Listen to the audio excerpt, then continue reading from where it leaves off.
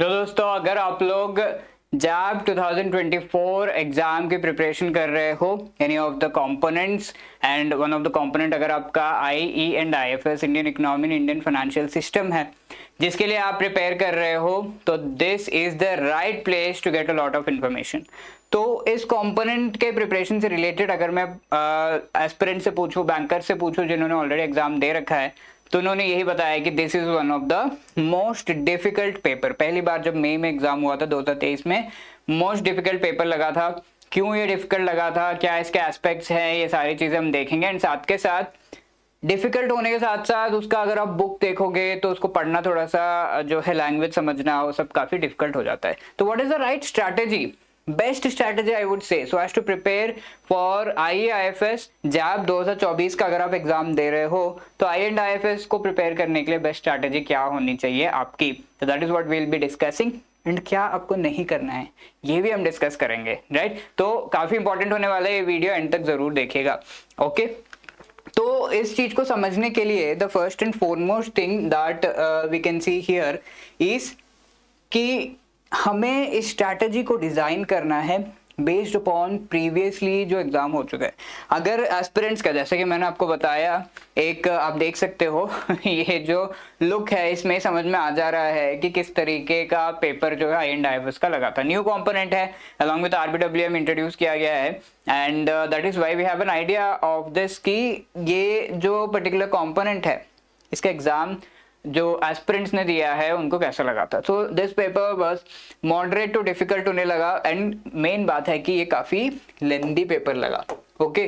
तो main thing यार इसकी this was found to be slightly lengthy. तो लेंदी होने के साथ क्या डिसएडवांटेजेस हो सकते हैं। The first thing is paper पढ़ते पढ़ते आपको काफी ज्यादा समय लग रहा है और उसके कॉन्सेप्ट्स काफी डेप्थ में दिए हुए हैं, उन्हें समझ के उनको आंसर भी करना है, एंड अच्छे जो है नंबर ऑफ क्वेश्चंस आपको सही आंसर करने हैं। That is why this was considered difficult, okay. तो ऐसे में हम क्या कर सकते हैं, और भी चीजें देख लेते हैं। The other thing that you need to see, अगर आप एक स्ट्रैटेजी डिजाइन कर रहे हो तो सबसे पहले आपको पहले के जो पेपर्स ऑब्वियसली पीवाईक्यूज एंड आपके जो सिलेबस है इससे कंप्लीटली रूबरू तो आपको होना ही होगा। इसके साथ साथ यू शुड ऑल्सो सी की जो स्टडी मटेरियल हमारे पास है, जो एग्जाम की बुक है हमारे पास, क्या वो इनफ है, क्या क्वेश्चन इससे बाहर भी आ रहे हैं, तो वो चीज भी हमें देखना होगा। इसके साथ साथ फाइनल थिंग ये होगा कि इवन दो वी नो कि हम प्रीवियस ईयर क्वेश्चन से हम सारी की सारी स्ट्रैटेजी जो है वो डिवाइस कर रहे हैं, हम समझ रहे हैं कि क्या क्या था प्रीवियस ईयर क्वेश्चन में, कैसे सिलेबस को हम कवर कर सकते हैं, कैसे बुक्स को पढ़ के हम एग्जाम जो है दे सकते हैं। बट इसके साथ strategy and the most important thing is कि आपका माइंडसेट सही हो, ओके। क्या माइंडसेट लेकर हमें एग्जाम में बैठना है और किस तरीके से हमें इस पेपर को अटेम्प्ट करना है। So that is what you need to know, right. तो ये चीजें हम देखेंगे बहुत ही जल्दी से, बट बहुत सारी जो है इंफॉर्मेशन आपको मिलेगी इस वीडियो से, सो स्टे ट्यून। सबसे पहली बात है सिलेबस को देखना। तो सिलेबस में अगर हम देखें आई एंड आईएफएस का, there are 4 modules as you know, A B C और डी। आई एंड आईएफएस में क्या है, आईई यानी कि इंडियन इकोनॉमी वाला पार्ट है, इंडियन इकोनॉमी वाला पार्ट है पहला। तो ए एंड बी क्या है, इंडियन इकोनॉमी वाले पार्ट्स हैं। तो मॉड्यूल ए एंड बी की जब मैं बात कर रहा हूँ, Indian economy and Indian financial system, Indian financial system जो है वो सी एंड डी में है। सो ये बेसिक इन्फॉर्मेशन आपको थोड़ी बहुत होगी। And let me tell you कि इन दोनों में से इंपॉर्टेंट ज्यादा कौन सा पार्ट है, तो ज्यादा इंपॉर्टेंट है इंडियन फाइनेंशियल सिस्टम वाला पार्ट, और इसमें काफी सारे फैक्ट्स है, इसको पढ़ना थोड़ा सा डिफिकल्ट हो जाता है। So you should be able to see की सिलेबस में क्या है और उसे एनालाइज सही से करना है कि कौन कौन से इंपॉर्टेंट टॉपिक्स हो गए और उनमें से क्वेश्चंस किस तरीके से एग्जाम में आए हैं। उसके बेसिस पर थोड़ा सा अपने प्रिपरेशन को हम स्ट्रीमलाइन कर सकते हैं, स्ट्रैटेजी बना सकते हैं। तो इंडियन इकोनॉमी आपका स्ट्रॉन्ग एरिया है, तो you have to very well focus on Indian financial system C and D modules में, और इंडियन फाइनेंशियल सिस्टम वाले फैक्ट्स आपको काफी सारे पता है, तो that is a very good thing. तो आपका तो आईएफएस जो है रुकना थोड़ा मुश्किल है, राइट। तो फर्स्ट वाला जो हमारा मॉड्यूल ए है that is related to Indian economic architecture. इसमें 11 चैप्टर्स हैं एंड यू कैन सी इसकी लिस्टिंग यहाँ पे आपको दे दी गई है।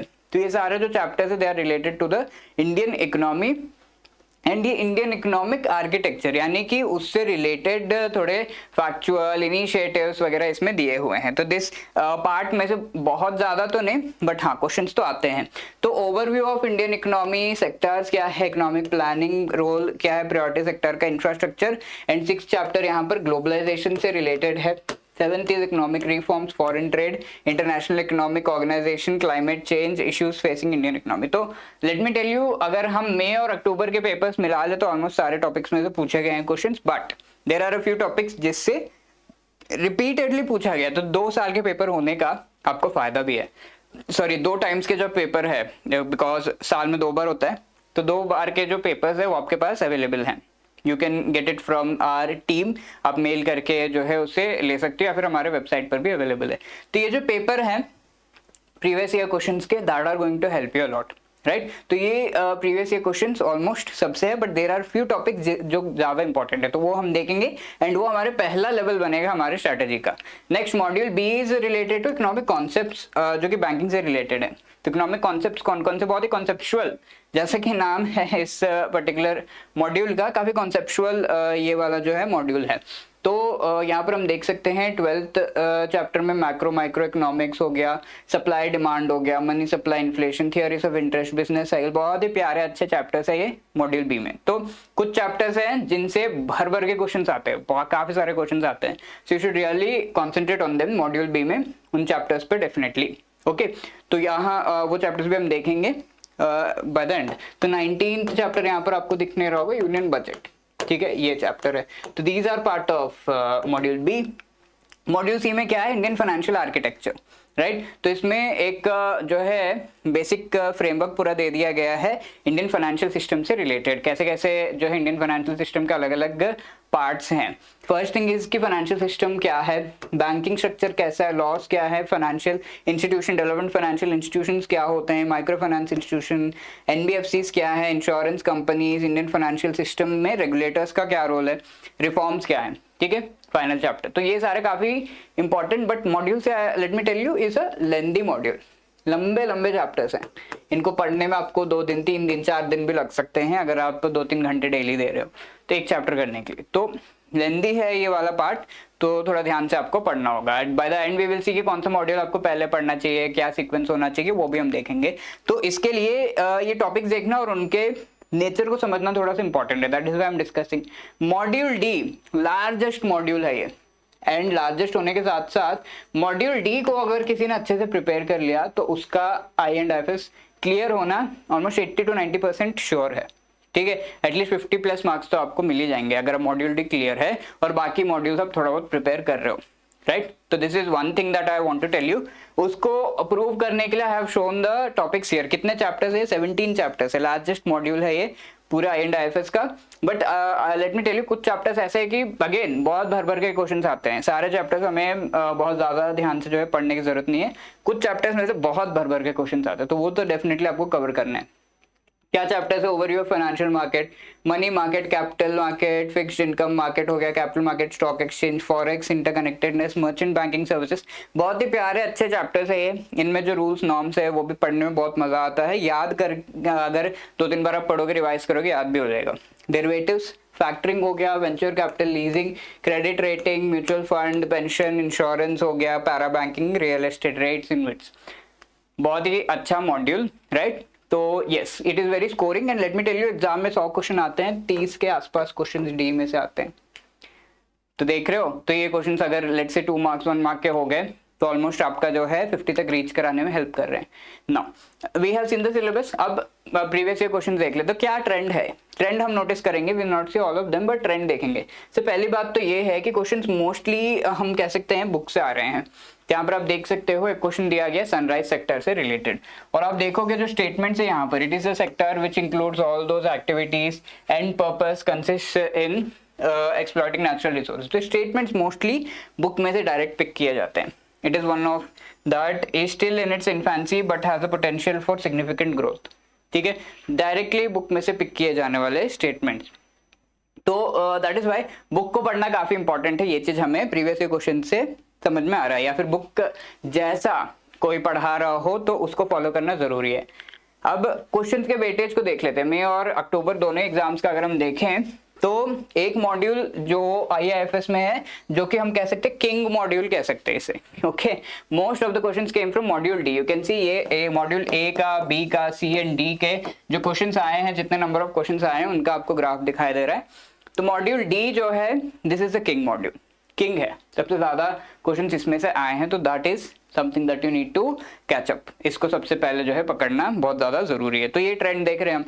इसके साथ साथ yes, most questions from D and ये आपको जान के हैरानी होगी कि 30 to 35 क्वेश्चंस, यानी कि अगर ये 1 और 2 मार्क्स के है तो आपका 50 तक ऑलमोस्ट स्कोर जो है पहुंच जाता है। ठीक है, 45 to 50 तक पहुंच जाता है। And module D alone can somehow help you, right. और क्वेश्चंस का नेचर कैसा था, हम देख सकते हैं कि बेसिक डेफिनेशन थे यहाँ पर, कैटेगरी 1 2 3 मर्चेंट बैंकर से रिलेटेड। टाइप्स जो है वो पूछे गए हैं, डेरिवेटिव का डेफिनेशन हो गया, types of merchant banks, regulations क्या है, ये सारी चीजें पूछी गई हैं। मेनली ये 3 चीजों के इर्द गिर्द जो है सारा का सारा पेपर रिवॉल्व कर रहा है, 3-4 चीज। ओके, तो दैट इज वाई जब आप पढ़ रहे हो specifically module D, then you should very well concentrate on the definition. You should concentrate on the types, like rates inwits हो गए तो types दिए जाते हैं। 2 मई में, अक्टूबर में मल्टीपल जो शिफ्ट्स है क्वेश्चंस आए हैं। तो that's why it is very important. Norms and rules and regulations से तो क्वेश्चंस पूछे गए हैं। अब नेक्स्ट थिंग है स्टडी मटेरियल क्या होना चाहिए। तो एक स्टडी मटेरियल जो कहा जाता है कि पढ़ना चाहिए, that is the NCERT book, class 11th and 12th जो इकोनॉमिक्स की है। ठीक है, इकोनॉमी उसकी जो आपको पढ़ना चाहिए ये कहा जाता है। But I would not recommend both. Class 12th की इकोनॉमिक्स की जो बुक है, इंट्रोडक्टरी माइक्रो इकोनॉमिक्स, ये बेसिक्स अगर आपके बुक पढ़ के आपको अगर कंफ्यूजन हो रहा है, वो भी सिर्फ आपको मॉड्यूल ए एंड बी में हेल्प करेंगे ये बुक्स। ये एक ही बुक पढ़ना है, एक ही बुक, वो भी अगर आपको बेसिक समझ में नहीं आ रहा है और आप खुद से प्रिपेयर कर रहे हो, then module A and B में अगर दिक्कत हो रही है, only then you have to go for this for basics. I would not recommend, पढ़ने की उतनी जरूरत नहीं है क्योंकि बुक में चीजें ऑल्दो उतना क्लियरली नहीं बट दी हुई है। तो स्टैंडर्ड मैकमिलन बुक ABCD चारों जो मॉड्यूल्स है वो आप आराम से पढ़ सकते हो इस बुक में से। सो that is what is recommended. But दिक्कत ये आती है कि बुक जब देखो इतने सारे पेजेस, सर 600 पेजेस कैसे पढ़े, और उसमें पढ़ने पर भी लैंग्वेज जो है समझ में नहीं आ रही है, तो दैट बिकम्स अ डिफिकल्टी। तो we generally come up with various classes जहाँ पर हम इन मॉड्यूल्स को अच्छे से पढ़ाते हैं, सारे चैप्टर्स को। And you can also refer anywhere else जहाँ पर इनको पढ़ाया जा रहा है, ताकि आप जो पढ़ रहे हो वो चीज़ आपको समझ में आए, और एग्जाम में कैसे क्वेश्चन आ रहे हैं वो भी प्रैक्टिस कराया जाता है। तो you can take use of that. तो हमने ये चीज़ देख ली, हम देख चुके हैं कि किस तरीके से प्रीवियस ईयर क्वेश्चंस हैं, किस तरीके से सिलेबस है, ये सारी चीज़ें। Now we have to chart out अपना जो स्ट्रैटेजी वो हमें बनाना है। तो सबसे इंपॉर्टेंट चीज़ है सबसे पहला बेसिस, यानी कि हमारा जो आधार होगा स्ट्रैटेजी को बनाने के लिए वो प्रीवियस ईयर क्वेश्चंस। तो यहाँ पर previous year questions clear indication हमें दे रहे हैं, नॉट जस्ट मई अक्टूबर में भी, कि मॉड्यूल डी का हाईएस्ट वेटेज है। तो हमें क्या करना चाहिए, what should be our strategy का फर्स्ट पार्ट क्या होना चाहिए। The first part should be to see identify कि मॉड्यूल डी से सबसे ज्यादा क्वेश्चन आ रहे हैं। ऑल्सो क्वेश्चन मोस्टली बुक से आ रहे हैं, तो हमें कौन सा सोर्स रेफर करना चाहिए उसका भी आइडिया दे रहा है ये पर्टिकुलर थिंग। तो स्ट्रैटेजी क्या है, सबसे पहले आई वुड रिकमेंड आप मॉड्यूल डी को पकड़ो। अगर आप 2024 की प्रिपरेशन कर रहे हो, जैब एग्जाम की, IIFS की, तो मॉड्यूल डी आपका सबसे पहले आपको पकड़ना चाहिए, उसको क्लियर अच्छे से पढ़ लेना चाहिए। एंड आपका जो है 80% तक आप जैब क्लियर कर रहे हो, फिर मॉड्यूल डी बहुत अच्छे से आपको पढ़ना चाहिए। इसके साथ साथ इसके बाद I would recommend A and B, then finally module C. क्योंकि मॉड्यूल सी काफ़ी लेंदी है, कई बार होता ही है कि मॉड्यूल सी पढ़ते पढ़ते अपना सारा समय निकल गया और मार्च हमारा जो एग्जाम का टाइम आ गया, हमारा अक्टूबर आ गया, फिर ठीक है नेक्स्ट एग्जाम भी आ गया, तो ऐसे होता है। तो मॉड्यूल सी काफ़ी lengthy chapters, I would say last में पढ़ना, उतना कॉस्ट बेनिफिट भी नहीं है। कुछ चैप्टर्स खाली पढ़ने, important chapters we will see now, उनको पढ़ लेना, बट मॉड्यूल डी बहुत अच्छे से पढ़ना। ठीक है, तो इस तरीके से आपको अपनी स्ट्रैटेजी का फर्स्ट पार्ट जो है, फर्स्ट पार्ट हमने यहाँ पे देख लिया कि स्ट्रैटेजी का first part is to start with D, A and B पढ़ो, फिर सी पढ़ो। अब नेक्स्ट डी में भी इंपॉर्टेंट चैप्टर्स है, मैंने आपको बताया था कुछ चैप्टर्स जिससे भर भर के क्वेश्चंस आए हैं। तो we can say this money market वाला जो चैप्टर है, very very very very important, बहुत सारे क्वेश्चंस। ठीक है, स्टार बन भी नहीं रहा, but yes very important chapter money market वाला, काफी क्वेश्चंस अक्टूबर में आए हैं, मई में भी काफी क्वेश्चंस आए थे, अक्टूबर में तो बहुत भर भर के क्वेश्चंस, बहुत सारे क्वेश्चंस, आपके जो सारे इंस्ट्रूमेंट्स है उनमें से बहुत सारे क्वेश्चंस। और तो कैपिटल मार्केट वाला इंपॉर्टेंट है, फिक्स्ड इनकम मार्केट वाला भी इंपॉर्टेंट है। स्टार्टिंग के 3-4 चैप्टर्स तो काफी इंपॉर्टेंट है। देन फॉरेक्स मार्केट से थोड़ा कम कुछ क्वेश्चंस आए थे, इनमें से 1-2 क्वेश्चन आए थे, नॉट दैट इंपॉर्टेंट। मैं ये नहीं कह रहा हूँ कि उनको पढ़ना नहीं, मॉड्यूल डी में तो सारे पढ़ने हैं, बट पहले आपके ये चैप्टर्स बहुत क्लियर होने चाहिए। ये चैप्टर्स आपको मेक या ब्रेक सिचुएशन में ले जाने वाले चैप्टर्स है, तो डेफिनेटली यू शुड नो। ये जो रेड में है, इवन ये वाला भी, मर्चेंट बैंकिंग बहुत इंपॉर्टेंट है, डेरिवेटिव्स फैक्टरिंग डेफिनेटली पढ़ना है, रेड में जो है बहुत अच्छे से पढ़ना है। Venture capital, leasing, credit rating, mutual fund, insurance से कुछ क्वेश्चंस आते हैं, पेंशन से आते हैं, देन पैरा बैंकिंग उतना नहीं, बट रेट एंड विट से 2-4 क्वेश्चन डेफिनेटली आते हैं एग्जाम में। तो दीज रेड वाले तो बहुत इंपॉर्टेंट है, मोस्ट इंपॉर्टेंट। तो इंपॉर्टेंट टॉपिक्स भी मैंने आपको बता दिए। These are based upon the, मैं खुद ने बता रहा हूँ, प्रीवियस ईयर क्वेश्चंस के बेसिस पर ये पूरा एनालिसिस करके ये किया गया है। अब मॉड्यूल बी, नेक्स्ट हमें क्या करना है, module A and B, sorry module D हमने किया, फिर A and B. So module A में क्या हो रहा है, there are a few chapters जिससे थोड़े क्वेश्चंस आते हैं। मॉड्यूल ए से बहुत सारे क्वेश्चंस नहीं, कुछ चैप्टर्स से आते हैं। तो व्हाट आर दो सेक्टर्स ऑफ इंडियन इकोनॉमी से आते हैं, प्रायोरिटी सेक्टर, इंफ्रास्ट्रक्चर, इससे ग्लोबलाइजेशन से 1-2 क्वेश्चन अक्टूबर में आया था, मई में नहीं आया था, अक्टूबर में आ गए थे। देन फॉरेन ट्रेड हो गया, international economic organisations, this is important, climate change वाला भी इंपॉर्टेंट है, ठीक है। तो रेड वाले सारे इंपॉर्टेंट है, थोड़ा सा आपको पढ़ लेना चाहिए इनको ध्यान लगा के। देन मॉड्यूल बी में क्या हो रहा है, very very important chapters, what, money supply and inflation, बहुत इंपॉर्टेंट है। अगेन ये जो है हाईलाइट करना भूल गया, बट इनमें से इसमें से भी कुछ क्वेश्चंस आ जाते हैं, दिस इज वेरी इंपॉर्टेंट, काफी क्वेश्चंस इसमें से आते हैं। थियरीज ऑफ इंटरेस्ट 1-2 क्वेश्चन आते हैं, बिजनेस साइकिल से भी 1-2 क्वेश्चन आ जाते हैं, बट ये जो 14th है डेफिनेटली आपको अच्छे से पढ़ना है। System of national account, union budget भी थोड़े क्वेश्चंस आते हैं। तो ये 18 and 14 are the prime chapters, definitely अच्छे से पढ़ना है। मॉड्यूल सी में क्या हो रहा है, देन इसमें भी module C as I said last में पढ़ना है हमें, but these are the most important topics, ठीक है। स्टार्टिंग के इनमें से काफी क्वेश्चंस आते हैं, development financial institution, micro finance institution, even NBFC से 1 क्वेश्चन आता है, 1-2 क्वेश्चन आते हैं। एंड ये सारे उतना इंपॉर्टेंट नहीं है, बट येस ये स्टार्टिंग वाला आपको पढ़ने चाहिए। तो इंपॉर्टेंट चैप्टर्स भी हमने देख लिए, सेकंड स्टेप हमने देख लिया हमारे स्ट्रैटेजी का। अब revision is also very important, third and final step is to revise the book very well. क्यों, क्योंकि क्वेश्चंस देख रहे हैं आप डायरेक्टली इसमें से आ रहा है, तो यहाँ पर डायरेक्टली पिक करके कोविड पेंडेमिक के टाइम में कौन सा स्टेटमेंट इनकरेक्ट है, recovery has been uneven among services with financial real estate, recovery has been uneven, इस तरीके से डायरेक्ट क्वेश्चन, ठीक है। बुक को हमें थोड़ा अच्छे से पढ़ना है, या फिर बुक के लैंग्वेज, और बुक का लैंग्वेज जिस तरीके से सीक्वेंस जैसा है वैसे कोई पढ़ा रहा है तो we should follow them definitely, ठीक है। तो this is really important and इस तरीके से बुक को रिपीटेडली आपको पढ़ना है। सो फाइनली समराइजिंग हम क्या कह सकते हैं, हमारी आइडियल स्ट्रैटेजी क्या होनी चाहिए, go through the book thoroughly, ठीक है। जो सीक्वेंस आपको बताई गई है वैसे आप करो, definitely no one can stop you from clearing this exam. In depth आपको कॉन्सेप्ट्स को थोड़ा समझना होगा, स्पेसिफिकली मॉड्यूल बी में। डी में तो चलो फैक्ट्स है, मॉड्यूल बी में आपको इन डेप्थ समझना होगा, रिवाइज करना है कॉन्सेप्ट्स को। ये किसके लिए, स्पेशली मॉड्यूल डी के लिए। काफी सारे फैक्ट्स है सी एंड डी में, तो डी के लिए डेफिनेटली 1-2 बार अगर आप पढ़ोगे मजा आने लगेगा, फिर काफी रिलेट आप कर पाओगे। And yes, module D is the king, module D को पहले पढ़ लो, अच्छे से पढ़ लो, रिपीटेडली मैं कह रहा हूँ पढ़ लो, काफी क्वेश्चंस आते हैं, आपको खुद लगेगा एग्जाम टाइम में कि अरे यार बहुत अच्छा किया ये पढ़ के। करंट अफेयर रिलेटेड कुछ क्वेश्चंस पूछे गए थे इन अक्टूबर एग्जाम, ठीक है। बहुत ज्यादा मैं स्ट्रेस नहीं करना, हम अपने सेशंस के थ्रू आपको पढ़ाएंगे, एंड इवन बाकी जगह से भी आप पढ़ सकते हो। तो थोड़े से रेगुलेशंस एंड ऑल में जो चेंजेस हुए हैं, बुक में जो दिया है उससे थोड़ा सा आगे बढ़ के क्वेश्चंस पूछे गए हैं, तो थोड़ा सा आपको पढ़ लेना है, बट बहुत स्ट्रेस मत कीजिए, बुक अच्छे से कंप्लीट कर लीजिए, that is enough for now. अगर आपको जस्ट क्लियर करना है, ऑब्वियसली हमें क्लियर ही करना है, बहुत 100 में से 100 तो लाने नहीं है, तो करंट अफेयर्स पे ज्यादा स्ट्रेस मत दीजिए। अक्टूबर में कुछ क्वेश्चंस पूछे गए थे, यस 10% पेपर उस पे था, बट एनीवे बाकी 90% तो उस पे था, तो आराम से आप बुक पर पढ़ के भी क्लियर कर सकते हो। So these were the things that I wanted to express. I hope ये पूरा आपको बहुत अच्छी तरीके से हेल्प करेगा। What is the main part of the strategy, start with module D, then A and B पढ़ो, right, and then move to module C.